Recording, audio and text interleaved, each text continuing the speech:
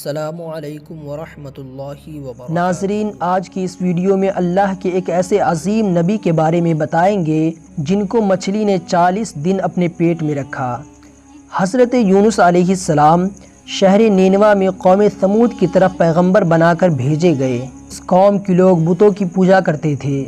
حضرت یونس علیہ السلام لوگوں کو حق کی طرف بلاتے اور خدائے واحد پر ایمان لانے کی تلقین کرتے، لیکن لوگ آپ علیہ السلام کی تعلیمات کا انکار کرتے اور حضرت یونس علیہ السلام سے کہتے کہ ہم تیرے خدا کو نہیں مانتے۔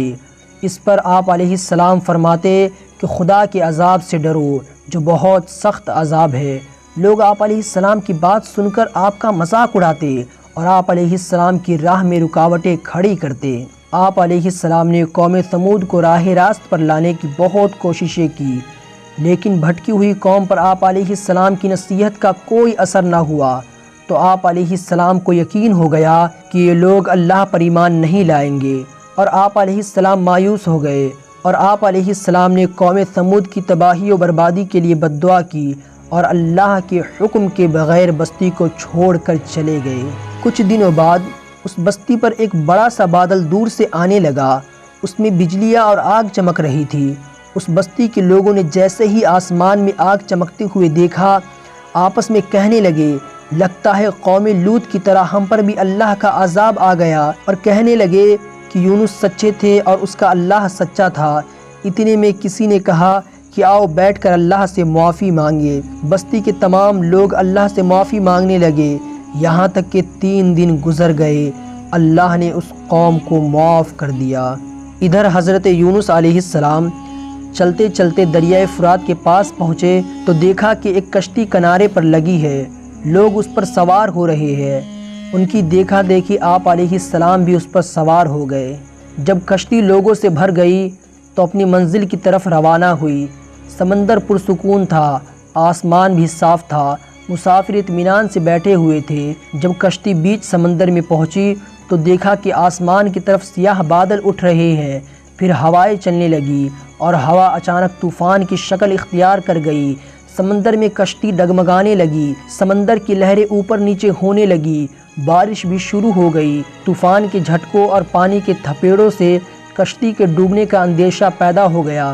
کشتی میں بیٹھے ہوئے مسافروں میں سے ایک نے کہا، معلوم ہوتا ہے کہ کشتی میں کوئی ایسا شخص بھی سوار ہے جس سے کوئی بڑی غلطی سرزد ہو گئی ہے۔ جب تک ایسے شخص کو کشتی سے نہ نکالا جائے، کشتی کا صحیح سلامت رہنا محال ہے۔ وہ شخص کون ہے یہ بتانا تو مشکل ہے جب تک کہ وہ خود سامنے نہ آ جائے۔ اس پر حضرت یونس علیہ السلام کھڑے ہوئے اور کہا کہ میں ہی ہوں جس سے بڑی غلطی سرزد ہو گئی ہے، مجھے کشتی سے نکال دیا جائے تو آئی ہوئی مصیبت ٹل سکتی ہے۔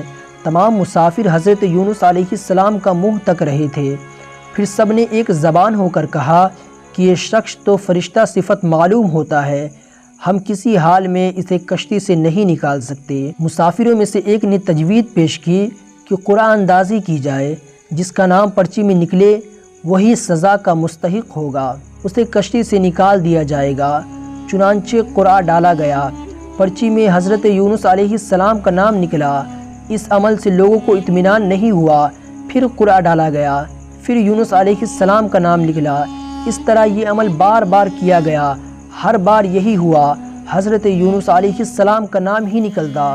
وہ سمجھ گئے کہ اللہ کا یہی حکم ہے، بس پھر حضرت یونس علیہ السلام دریا میں کود گئے۔ جیسے ہی حضرت یونس علیہ السلام کا دریا میں کودنا تھا، ایک مچھلی آپ علیہ السلام کی طرف بڑھی اور آپ علیہ السلام کو نگل گئی۔ اللہ نے مچھلی سے کہا کہ یہ تیری خوراک نہیں ہے، یہ تیرے پیٹ میں میری امانت ہے جسے واپس کرنا ہے۔ چنانچہ آپ علیہ السلام مچھلی کے پیٹ میں اندھیرے میں رہے اور اللہ کا ذکر کرتے رہے اور اللہ سے معافی طلب کرتے رہے۔ آپ علیہ السلام پکار رہے تھے کہ اے اللہ، تیرے سوا کوئی عبادت کے لائق نہیں، تو پاک ہے، بلا شبہ میں نے اپنے ہی نفس پر ظلم کیا، میں ظالموں میں سے ہوں۔ اللہ نے آپ علیہ السلام کی پکار سن لی اور آپ علیہ السلام مچھلی کے پیٹ میں محفوظ رہے۔ مچھلی نے آپ علیہ السلام کو 40 دن بعد دریا کے کنارے پر اگل دیا۔ جب آپ علیہ السلام مچھلی کے پیٹ سے باہر آئے تو بہت کمزور اور نڈھال تھے۔ آپ علیہ السلام نے کھلی فضا میں سانس لیا اور اللہ کا شکر ادا کیا۔ جس جگہ پر مچھلی نے آپ علیہ السلام کو اگلا تھا وہاں نہ تو کوئی درخت تھا اور نہ ہی کوئی سایہ، دھوپ ہی دھوپ تھی، گرمی بھی ناقابل برداشت تھی۔ اللہ کے حکم سے وہاں پر ایک بیل دار پودا اگ گیا اور پودے کی بیل سے سایہ آ گیا۔ آپ علیہ السلام سائے کے تلے بیٹھ گئے اور اللہ کا ذکر کرنے لگے۔ کہا جاتا ہے کہ آپ علیہ السلام کے پاس ایک ہرنی آتی تھی اور اپنا دودھ پلا کر چلی جاتی تھی۔ اللہ تعالیٰ فرماتا ہے کہ ہم نے بغیر گھاس کی زمین پر ڈال دیا اور وہ بیمار تھا، اور ہم نے بیلدار درخت اگایا اور ہم نے اس کو 1,00,000 آدمی کی طرف بھیجا، بلکہ اس سے بھی زیادہ، اور پھر وہ لوگ اس پر ایمان لائے۔ ملک نینوا کو چھوڑ دینے کے بعد آپ علیہ السلام کی قوم آپ کو بہت زیادہ یاد کرنے لگی۔ آپ علیہ السلام کے نکل جانے کے بعد بہت پچھتانے لگی۔ لوگوں نے محسوس کیا کہ آپ اللہ کے سچے نبی تھے اور ہدایت کے لیے آئے تھے۔ لوگوں نے اللہ سے معافی طلب کی اور حضرت یونس علیہ السلام کی آمد کا انتظار کرنے لگے۔ لوگوں نے اقرار کیا کہ ہم اللہ پر ایمان لائیں گے، اور اس بات پر بھی کہ یونس علیہ السلام اللہ کے بھیجے ہوئے نبی ہے، اور آپ علیہ السلام کے لائے ہوئے پیغام پر یقین رکھتے ہیں اور آپ علیہ السلام کی تصدیق کرتے ہیں۔ اور قوم کے لوگ ایک دوسرے سے کہنے لگے، اگر حضرت یونس علیہ السلام ہمارے درمیان آ جائے تو ہم حضرت یونس علیہ السلام کی تعظیم کرنے لگیں گے اور ان کے حکم پر عمل کریں گے۔ اللہ نے حضرت یونس علیہ السلام کو حکم دیا کہ وہ قوم کی طرف جائے اور قوم کو اللہ کا پیغام سنائے اور انہیں برائی سے روکے، نیکی کی طرف بلائے، لوگوں کو آپس میں ایک دوسرے سے اچھا سلوک کرنے کی تلقین کرے۔ چنانچہ اللہ کے حکم پر جب آپ علیہ السلام قوم کی طرف لوٹ آئے تو قوم نے خوشی و مسرت کا اظہار کیا اور آپ علیہ السلام کی آمد پر اللہ کا شکر ادا کیا۔ واپس آ کر حضرت یونس علیہ السلام نے تبلیغ شروع کر دی اور ہدایت دینے لگے کہ برے کاموں سے دور رہیں اور ضرورت مندوں کی مدد کریں، بھوکوں کو کھانا کھلائے، ننگوں کو کپڑا پہنائیں اور کسی کے ساتھ برا سلوک نہ کرے۔ بے شک اللہ بار بار معاف کرنے والا ہے۔ اللہ نے حضرت یونس علیہ السلام کی قوم کو ہدایت نصیب فرمائی اور اس قوم کو معاف کر دیا۔